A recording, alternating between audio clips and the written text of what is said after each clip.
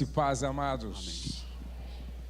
Bom é voltar a esta casa de oração para juntos nós adorarmos a Deus na beleza da sua santidade. E eu quero agradecer ao pastor Osvaldo pelo privilégio que me concede de estar ministrando nesta conferência tão importante dentro da história da igreja. Pastor Lara, um prazer revê-lo junto com sua esposa, né? Isso, e pastora Cleide também, Deus abençoe, pastor Oséias e toda a família, Deus continue abençoando vocês. E como é bom ver a igreja, a convenção, reconhecendo o valor, a importância de um homem que Deus levantou neste lugar para deixar um legado, ou construir uma história deixando um legado tão importante. Como nós no Brasil estamos precisando de referências de gente que leva a Deus a sério, que leva o Evangelho a sério, que leva a igreja a sério. Por isso é muito importante o que está acontecendo aqui hoje. E também uma igreja que tem se tornado uma referência na nação, porque por onde a gente passa, quando se menciona esta igreja, nesta cidade, todo mundo reconhece que é uma referência na nação. Vamos aplaudir ao Senhor por isso? Glória a Deus, glória a Deus. Quem já me acompanha nas redes sociais? Levante a mão assim, quem me acompanha? Bastante gente. Quem já ouviu pelo menos uma reflexão minha na internet? Levante a mão assim. Como a internet bem usada é uma bênção, não é? E se por acaso você não me acompanha ainda, você pode me acompanhar a partir de hoje, @PR Josué Gonçalves, no Instagram, e de lá você pode me seguir em todas as outras redes sociais na internet. Nós sempre disponibilizamos conteúdo relevante. Nós temos uma casa de restauração em Bragança Paulista, uma casa de restauração de casamentos. Você já ouviu falar em casa de recuperação de casamentos? Então, nós temos lá em Bragança e tem sido uma bênção. 2 vezes por mês eu recebo 30 casais. Por causa da pandemia, nós diminuímos o número, 25, 30 casais que estão se separando e eles vão para lá muito separados e saem de lá restaurados. Tem sido assim uma casa de milagres. Se você quer conhecer um pouco melhor, eu vou deixar um folder desse aqui lá embaixo na exposição dos meus livros, e você pode pegar lá no final para você ter com você. Se você conhece alguém que precisa ou você precisa, fala conosco, tá? Bom, eu não quero me demorar em função do horário, mas o tempo vai ser suficiente para eu compartilhar com vocês algo que eu acredito que tenha tudo a ver com o que está acontecendo aqui. Abra sua Bíblia em Gênesis capítulo de número 37. Gênesis capítulo de número 37. Nós vamos ler a palavra do Senhor nesta noite, a partir do verso de número 1. Gênesis 37, a partir do verso de número 1. Habitou Jacó na terra das peregrinações de seu pai, na terra de Canaã. Esta é a história de Jacó. Tendo José 17 anos, apacentava os rebanhos com seus irmãos. Sendo ainda jovem, acompanhava os filhos de Bila e os filhos de Zilpa, mulheres de seu pai, e trazia más notícias deles a seu pai. Ora, Israel amava mais a José que a todos os seus filhos, porque era filho da sua velhice, e fez-lhe uma túnica talar de mangas compridas.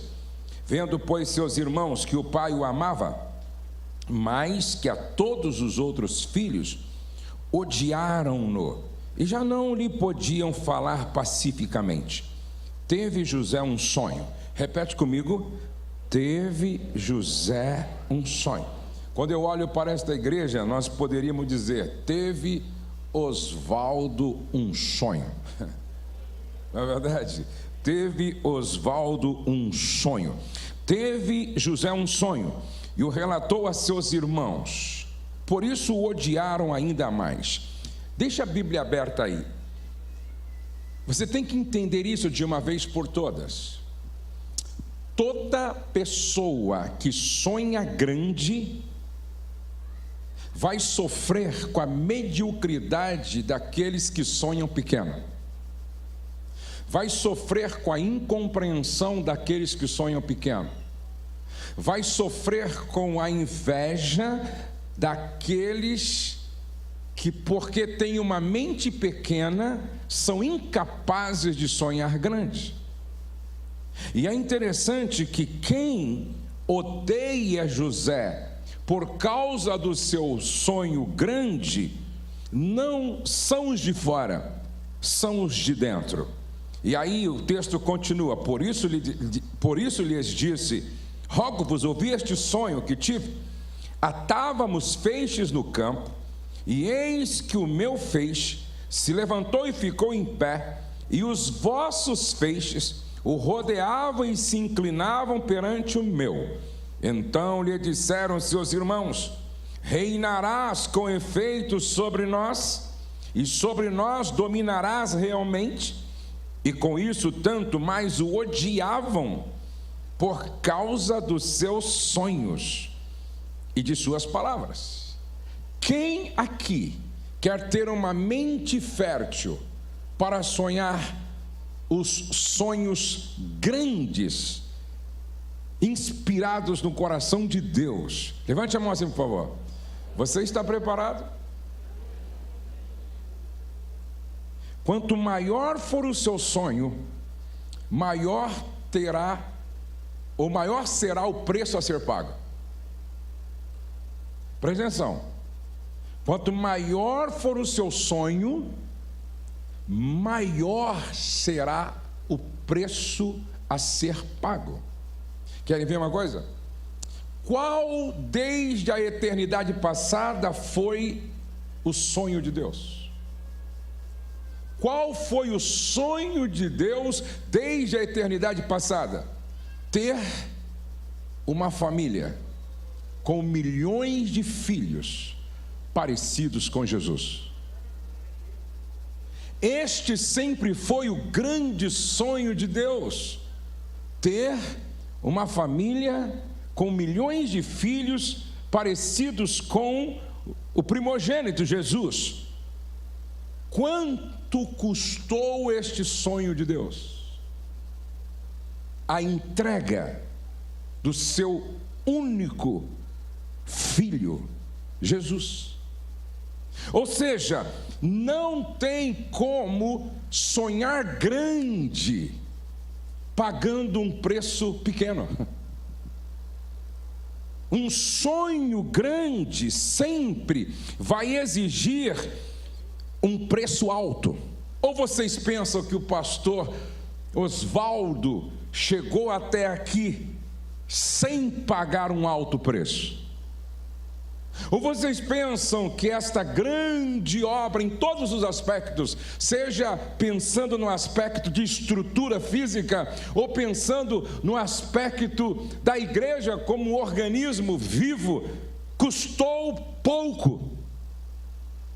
Preste atenção que José nos ensina uma grande lição quando nós estudamos sobre sonhar grande. Verso 9: teve ainda outro sonho. Eu gosto disso. A sua vida será do tamanho dos teus sonhos. A sua história será do tamanho dos seus sonhos. O seu legado será do tamanho dos seus sonhos. Você só vai chegar aonde os teus sonhos chegam. Amados, preste atenção, porque eu acredito que esta é uma palavra muito pertinente para este momento aqui. Nós estamos vivendo um momento único na história do universo, do planeta. Preste atenção: um vírus paralisar o mundo. Quem imaginava que um vírus provocaria o fechamento dos templos. Quem imaginava? Quem imaginava que um dia todos nós estaríamos de máscara no templo, com distanciamento social, para ouvir uma ministração?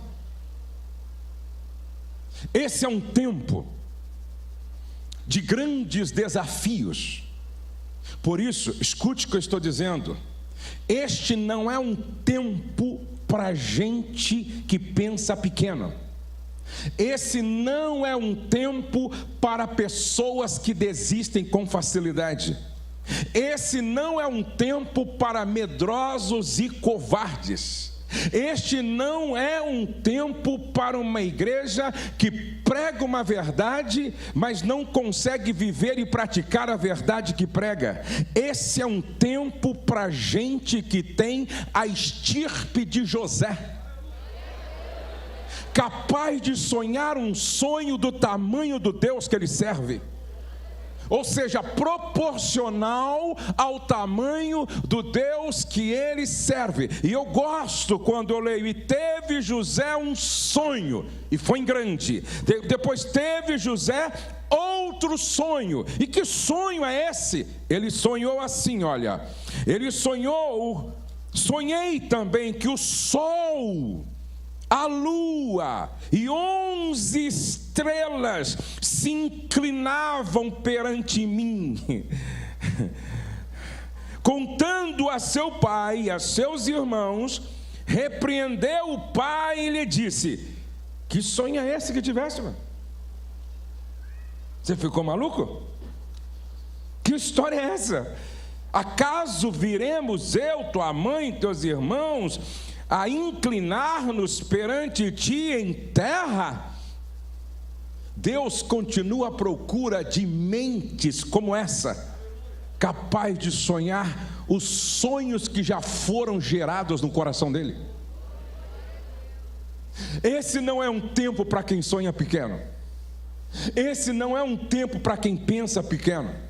Esse não é um tempo para quem sonha de forma pequena. Não. E é interessante que no verso de número 19, verso 18 e 19: de longe o viram, e antes que chegasse, conspiraram contra ele para o matar. Esse é o problema de quem sonha grande. Incomoda. Esse é o problema de quem sonha grande. Incomoda, perturba. Verso de número 19: e dizia um ao outro: vem lá o tal sonhador. Eu gosto disso. O seu sobrenome, irmã, tem que ser sonhadora. O seu sobrenome, meu irmão, tem que ser o José sonhador, o Josué sonhador, o Osvaldo sonhador, a Cleide sonhadora, a Rose sonhadora, a Fernanda sonhadora. Vem lá o sonhador, vem lá o sonhador, vem lá o sonhador. Porque quem sonha tem projeto, quem tem projeto planeja, quem planeja sabe aonde quer chegar e vai contar com a bênção de Deus.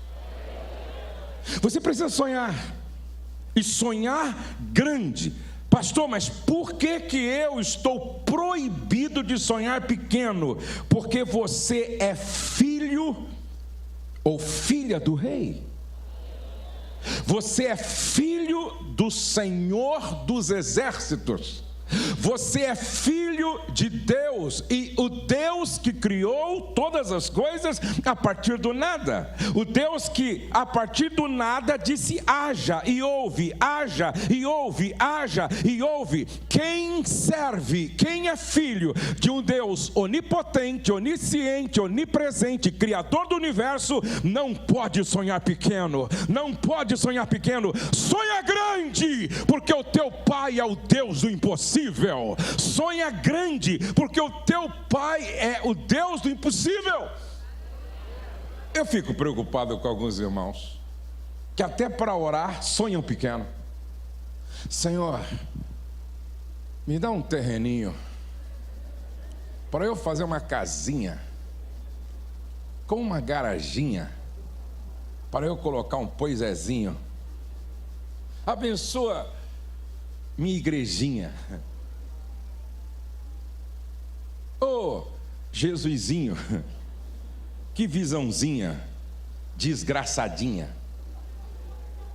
Quando a Bíblia diz assim: clama a mim e responder-te-ei e anunciar-te-ei coisas grandes, coisas grandes, coisas grandes, coisas grandes, coisas grandes, coisas grandes, coisas grandes e firmes que não sabes. A Bíblia diz: pede-me e eu te darei as nações por herança. Um dia Deus chama Abraão e diz: conta as estrelas do céu. Não dá. Assim vai ser a sua descendência. Agora conta os grãos de areia. Não dá. Assim vai ser a sua descendência. Sabe o que Deus estava falando para Abraão? Sonha grande. Olhe para o futuro, não com base na tua pequenez, mas com base na minha grandeza. A gente precisa ensinar os nossos filhos a sonhar grande. Ô irmã, deixa eu dar uma dica para você. Quando o seu menino lá chegar para você e falar: mãe, eu quero ser motorista de caminhão, ele sonha grande ou pequeno? Depende. Aí você tem que falar assim: não, meu filho, você não vai ser só um motorista do caminhão, você vai ser o dono da transportadora. Ô mãe, eu quero ser faxineira. Não, você vai ser faxineira, você vai ser dono da empresa que vai limpar as empresas. Você vai ser uma empresária na área da limpeza. Percebe a diferença? Então, eu quero ser um policial. Não, meu filho, você não vai ser só um policial. Você vai ser um policial investigativo, ou então você vai ser um comandante, ou então você vai ser um policial que vai fazer a diferença na nação. Você vai ter uma voz ouvida na nação. Você precisa ajudar os teus filhos a pensar grande, a sonhar grande. É por isso que os meus filhos cresceram me ouvindo falar isso aqui, ó: você nasceu para vencer. Você nasceu para vencer. Aqui em casa não tem outra conversa. Você nasceu para vencer. Você nasceu para dar certo. Você nasceu para ser uma bênção. Você nasceu para fazer a diferença. Você nasceu para vencer. Você tem que fazer com que os teus filhos entendam a importância de olhar para o futuro com base na grandeza do Deus que serve. Martin Luther King: eu tenho um sonho. E que sonho era aquele? De derrubar aquela cultura racista, o apartheid, como o apartheid na África do Sul, ou seja, a segregação racial nos Estados Unidos. Eu tenho um sonho, se um dia vai cair. Aí o Nelson Mandela na África do Sul, eu tenho um sonho, e um dia isso vai cair. Agora presta atenção, repete comigo: sonhadores sempre são pessoas comprometidas com a excelência. É impressionante qual é o estilo de vida de um sonhador. Sonhador que sonha grande, que sonha com o absurdo, que sonha com o impossível. Eles pensam acima da mediocridade. Eles vivem um estilo de vida acima da mediocridade. Olha para Paulo, por exemplo. Paulo era um sonhador. Se você vê os movimentos de Paulo, você percebe que ele sonhava com o planeta, ele sonhava com o mundo. Leia as cartas de Paulo e vê que Paulo é um homem com uma mente tão fértil que foi para esta mente que Deus revelou aquilo que não revelou para mais ninguém. Mas ninguém. Ele escreveu a maior parte do Novo Testamento, porque Deus olha para a mente de Paulo e diz: esta é uma mente que cabe o meu sonho. E Deus revela para ele Romanos, Efésios, a doutrina da soteriologia, escatologia.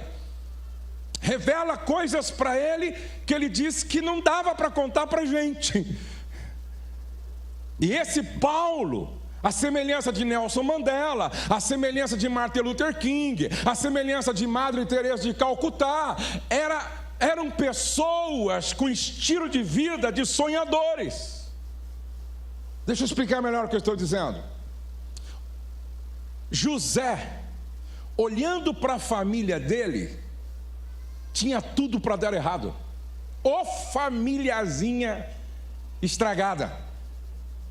Na casa de José tinha 4 fontes maternas. 4. Tinha Bila, tinha Zilpa, tinha Lia. Tinha 4 fontes maternas. Era uma confusão. Mulher querendo comprar uma noite para dormir com o marido, porque a outra não deixava, aquele rolo todo. 4 fontes maternas. Presta atenção.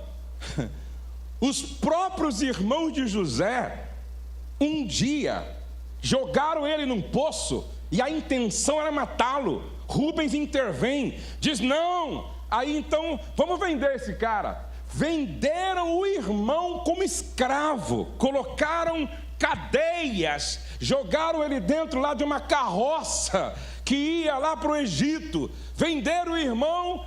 E todos eles olhando José, dizendo, não, e meu pai, não, vai embora, sonhador, você não é o bacana, você não é o cara, vai embora. Pegam a roupa de José, matam um animal, embebedam, não é, molham no sangue, chegam em casa, diz, pai, olha o que fizeram com José, um animal pegou, e o animal o matou, e aqui estão as roupas dele como sinal da sua morte. Tudo mentiroso. José tinha tudo para dar errado. Uma das coisas lindas que eu vejo em José é o seguinte, olha só. Abraão teve problema no casamento. Abraão tinha dificuldade em trabalhar só com a verdade. Abraão teve problema com os filhos. Esse padrão de comportamento se repete na vida de Isaac, seu filho. Abraão gera Isaac. Isaac tem problema no casamento. Isaac tem problema com seus filhos. E Isaac não consegue trabalhar com a verdade. Esse padrão de comportamento se repete na vida de Jacó, filho de Isaac. Jacó tem problema no casamento, Jacó tem problema com seus filhos, e Jacó não consegue trabalhar só com a verdade. O nome Jacó significa suplantador, enganador, mentiroso, trapaceiro. Agora pega a biografia de José, que ocupa a maior parte do livro de Gênesis. Pega a biografia de José, procura problema no casamento dele, você não acha? Procura problema com os filhos dele, você não acha? Procura José mentindo, você não acha? Sabe por quê?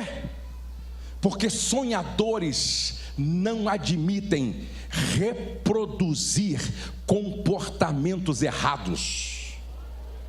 Sonhadores não admitem reproduzir comportamentos errados, dizendo meu bisavô foi assim, meu avô foi assim, meu pai foi assim e eu vou morrer assim. Não é mentalidade de vencedor, não é mentalidade de sonhador, não é mentalidade de gente que quer vencer na vida. Sabe como José pensava? Não importa como foi o meu avô Abraão, não importa como foi o meu avô Isaac, não importa como foi o meu pai Jacó, a partir de mim eu vou escrever uma nova história. A partir de mim a história vai ser outra. A partir da minha casa a história vai ser outra. A partir da minha família a história vai ser outra. Eu vim aqui hoje como profeta para dizer: a partir de você a história vai ser outra. A partir de você a história vai ser outra. A partir de você a história vai ser outra. A partir de você a história vai ser outra. Ah, mas na casa do meu bisavô alguém se suicidou, na casa do meu avô alguém se suicidou, na casa do meu pai lá alguém se suicidou, e na minha casa, a sua casa vai ser um lugar de manancial de vida, a sua casa vai ser lugar de restauração, de redenção, a sua casa vai ser lugar de libertação, a sua casa, Pelo contrário, quem chegar espiritualmente morto vai sair ressuscitado na presença de Deus. Quantos creem nisso? Aplauda o Senhor, aplauda o Senhor, aplauda o Senhor, aplauda o Senhor. Seja um profeta para a vida de alguém próximo. Diga: a partir de você a história vai ser outra. A partir de você a história vai ser outra. A partir de você a história vai ser outra. A partir de você a história vai ser outra. Creia nisso. Viva isso. Olha para José e diz: vai ser a minha inspiração. Se José foi, você pode ser.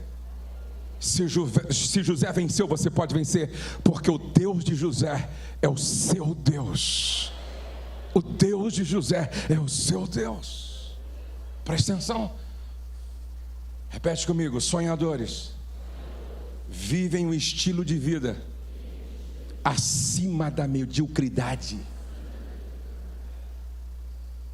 E o que me impressiona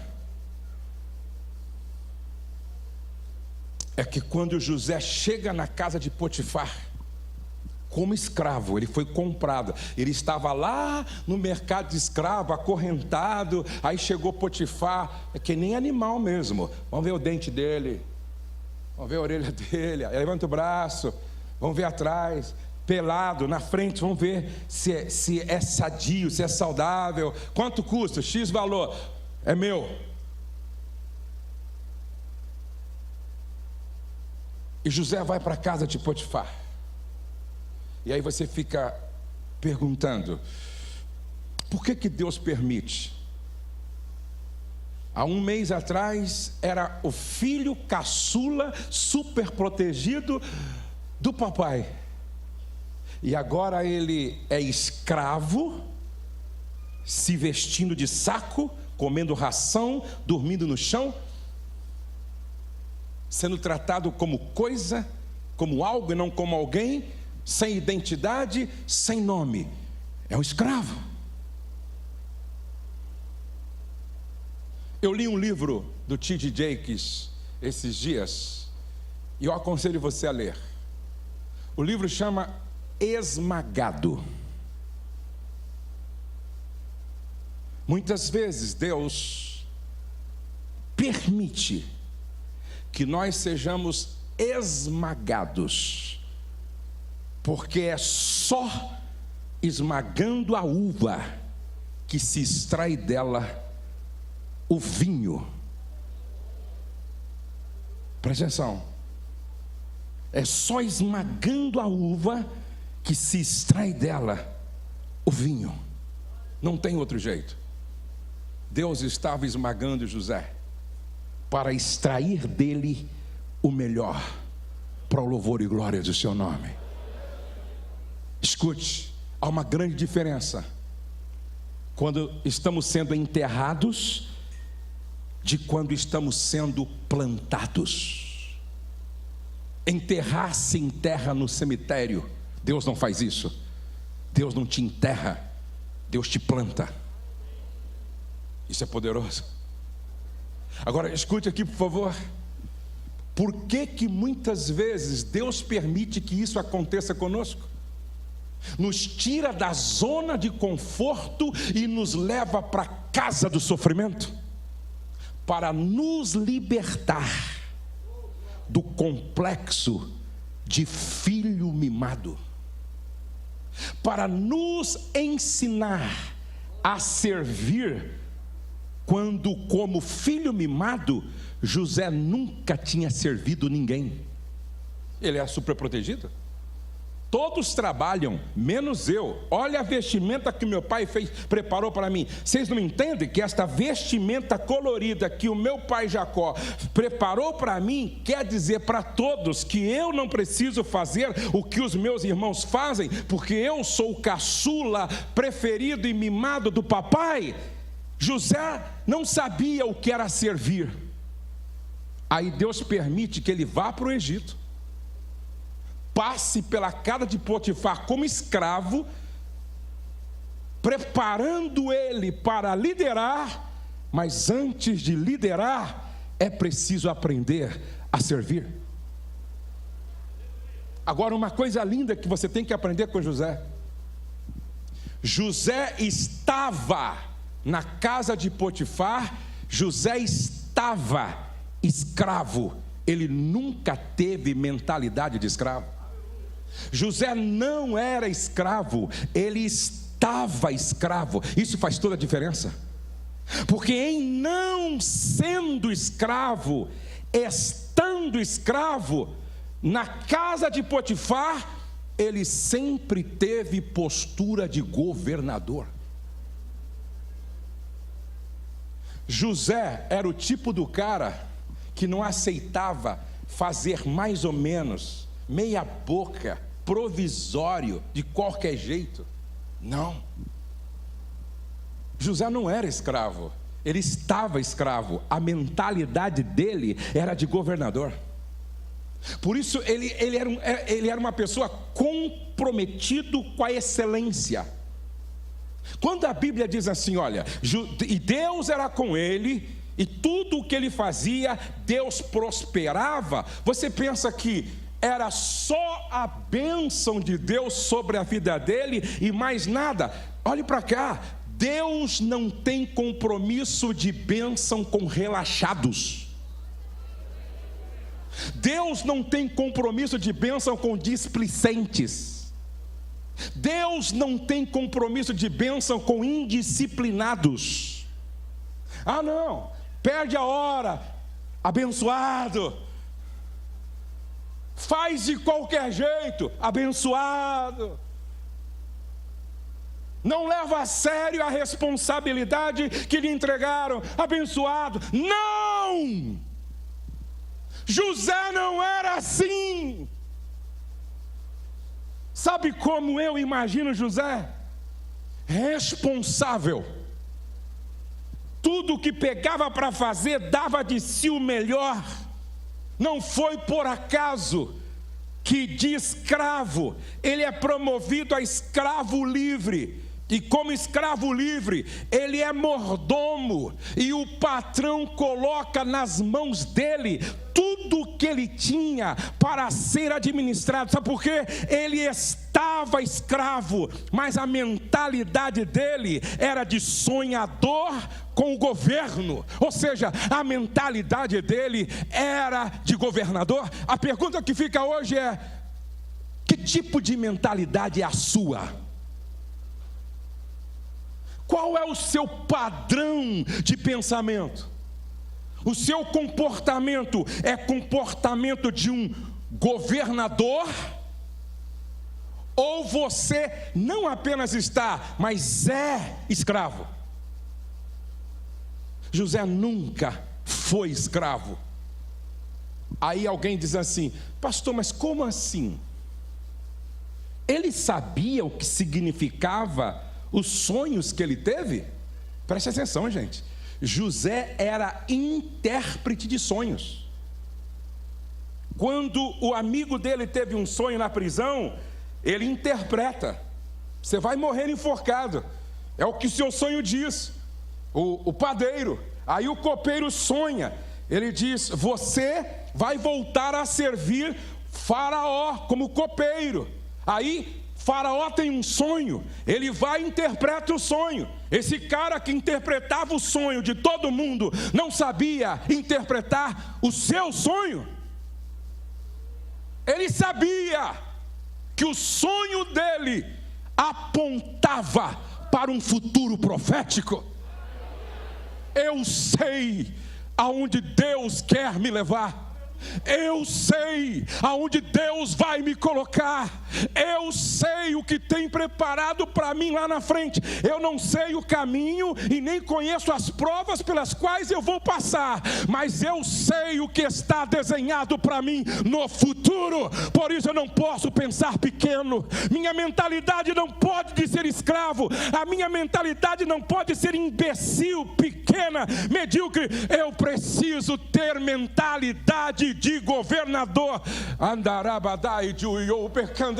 Eu vim aqui como profeta nesta noite para dizer: não é uma noite qualquer, é uma noite de mudança de mentalidade. É uma noite de mudança de mentalidade. É uma noite de mudança de mentalidade. É uma noite de mudança de mentalidade.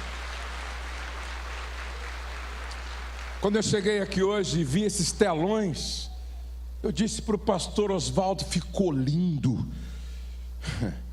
Mentalidade de filho de rei. Quando eu olhei para a igreja, eu falei: Rose, que coisa linda. Eu fico impressionado como algumas pessoas não conseguem entender que são filhas de Deus. Irmã, presta atenção. Você é a imagem e semelhança do Pai eterno. Você é filho de Deus. Você não é paciente, chegou a paciente. Não, você está paciente, mas você é a imagem e semelhança de Deus. Chegou aí o número 23, não, você está o número 23, mas você é a imagem e semelhança de Deus. Chegou aí o mecânico, você está o mecânico. Você é filho do rei, você é filha do rei, você é templo do Espírito Santo, você é catedral móvel da glória de Deus, você é filho do rei. Mude a mentalidade para se comportar como tal. Primeiro, José não aceitou reproduzir o padrão de comportamento errado dos seus antepassados. Segundo, José não pensava como escravo, pensava como governador. Terceiro, José,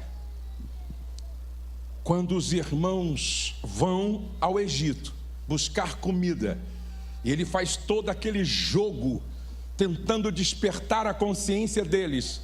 E quando chega ao ponto de José se revelar a eles, ele nos dá uma grande lição. Vocês sabem quem foi o causador de todo o sofrimento, de toda a dor de José? Sabe quem foi o causador? O pai. Tudo começou com um pai que não soube ser pai, que fez de um filho seu ídolo, provocando o ódio, a ira no coração dos outros. José tinha tudo para passar a vida dizendo assim: ó, meu pai, aquele desgraçado, meu pai, que ele vai pagar, meu pai, não perdoa o meu pai, porque se meu pai tivesse sido diferente, não teria acontecido isso comigo. Você tem que aprender, olhe para cá por favor, aprenda a ressignificar o que aconteceu com você no passado. Escute aqui, ó. Se é Deus quem está no controle, nada acontece por acaso na nossa vida. Quando a Bíblia diz assim: em tudo dai graças, pastor, mas até canceroso, pastor, até com coronavírus, pastor, até com a perna quebrada, em tudo dai graça. Sim, em tudo dai graça. Sabe por quê? Se Deus está no controle, tudo que Ele permite que aconteça tem um propósito. Se tudo que Ele permite acontecer tem um propósito, então vamos dar graça. José entendeu isso. José entendeu isso. E olha que coisa interessante. Quando ele manda os subalternos embora, fecha tudo, se revela aos irmãos, chora. A primeira pergunta dele: meu pai está vivo? O meu pai está vivo. O meu pai está vivo. Eu quero mandar buscar meu pai, e eu vou honrar o meu pai. Mas o que ele fez? O mal que ele te causou. Ele deu uma resposta para os irmãos assim: vocês quiseram fazer o mal para mim, porém Deus transformou a maldição em bênção. Em outras palavras, Deus estava escrevendo a minha história. Deus estava. Não importa o tamanho da sua dor, há um propósito divino aí. Não importa a dor que você está sofrendo nesse deserto, Deus tem um propósito aí. Não é para te matar, é para extrair o melhor de você. Não é para te matar, é para te treinar como estava treinando José, porque amanhã Deus vai te colocar no lugar de governo. Deus vai te colocar no lugar de governo na sua família. Deus vai colocar você no lugar de governo do trabalho. Deus está te preparando para uma posição de governo, só que você ainda não está pronto. Eu estava ouvindo uma mensagem hoje da Joyce Meyer, e ela disse que alguém chegou e olhou numa prateleira uma xícara linda e ficou observando, que xícara linda. Mas de repente a xícara começa a falar. Veja, até um tempo atrás eu era um pedaço de argila que ninguém queria, meio seca.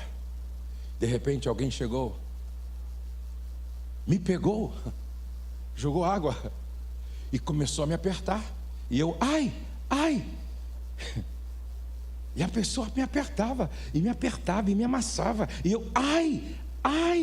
E a pessoa me apertava, e me apertava de novo. E eu, ai, para. E a pessoa dizia, ainda não.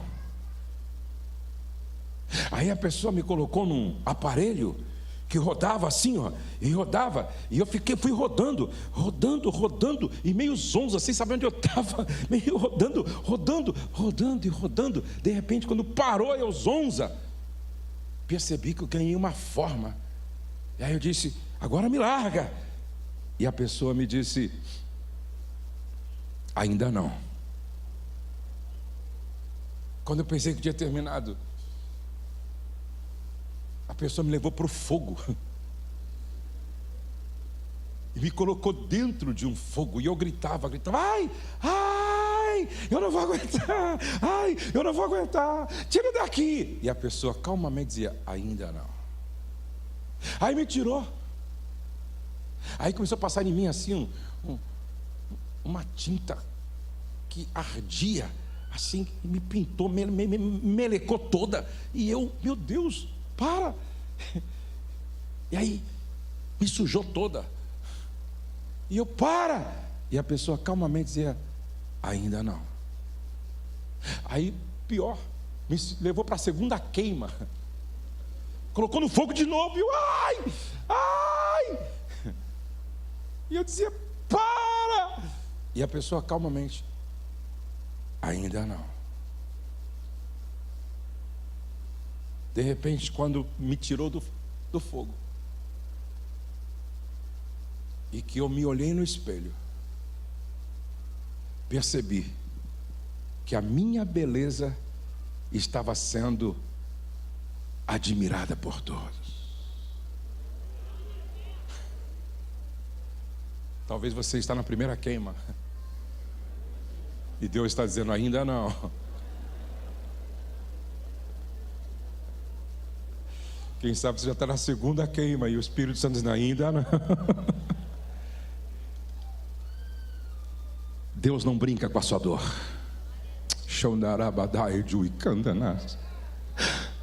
Deus não brinca com a sua dor. Daqui a pouco todos vão olhar para você e vão dizer, que coisa maravilhosa, que obra extraordinária. Daqui a pouco todos vão olhar para você como olhavam para José, governador agora em cima daquele cavalo de Faraó, mandando em tudo, dando ordem, administrando, e todo mundo vendo aquele vaso na prateleira de Deus. Que coisa linda. Só que as pessoas muitas vezes não sabiam por onde é que ele passou. Por isso tenha paciência. Eu estava lá no hotel orando, o Espírito Santo disse para mim: hoje é noite de cura da ansiedade, hoje é noite de cura do medo, hoje é noite de libertação da alma. Quanto sente a glória de Deus neste lugar aqui? Quanto sente a presença de Deus neste lugar aqui? Deus não te terminou ainda, mas daqui a pouco todos vão ver a glória dele resplandecendo em você. Daqui a pouco todos vão ver a beleza dele sendo resplandecida em você. É um processo. Agora deixa eu dar um conselho para você. Se José desistisse no meio do caminho, nós não estaríamos falando dele hoje. Se José tivesse desistido na calúnia, não estaríamos falando dele aqui hoje. Se ele tivesse desistido quando estava na prisão, esqueceram ele lá, talvez, quem sabe, 10, 12 anos da prisão, não estaríamos falando dele aqui. Não, se José tivesse desistido perto do fim, nós não estaríamos falando dele aqui hoje. Sabe o que o Espírito Santo está dizendo para algumas pessoas aqui? Alguns aqui já estão perto do fim. Alguns já estão aqui naquele processo final do acabamento de Deus. Bata no ombro assim, em cima da roupa da pessoa, por favor, e diga assim: olha, não desista. Não desista, Deus está trabalhando em uma obra maravilhosa. Não desista, Deus está te preparando para algo extraordinário. Não desista, Deus está fazendo algo extraordinário, e amanhã o nome dele vai ser glorificado na sua vida, e o seu legado vai servir de inspiração para muita gente, para muita gente, para muita gente, para muita gente, para muita gente.